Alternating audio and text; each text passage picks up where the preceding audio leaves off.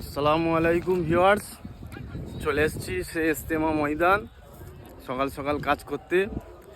আপনারা অনেক সবাই কমেন্ট করছেন যে আমি কাজ করছি না, খালি ভিডিও করছি। দেখুন, এসব আমাদের বাবলানের সাথী ভাইরা এসছে, তো আপনারাও আসুন। আর টাইম নেয়, অনেক কাজ বাকি।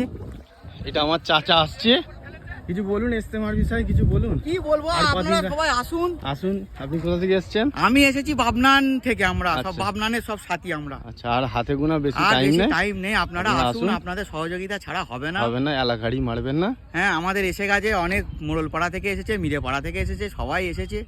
আর বাবনানবাসীকে আর সারা হুগলি ডিস্ট্রিক্টের লোককে ঝাঁপিয়ে পড়তে হবে।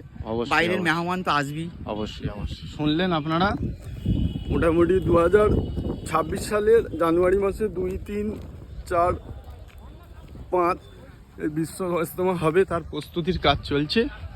এই যে দেখছেন, এটা নামাজ ঘর। কত মানুষ এসছে হাওড়া জেলা থেকে। হ্যাঁ, পিছনেই চাচা আছে হালুয়াউলা, আপনারাও আসুন।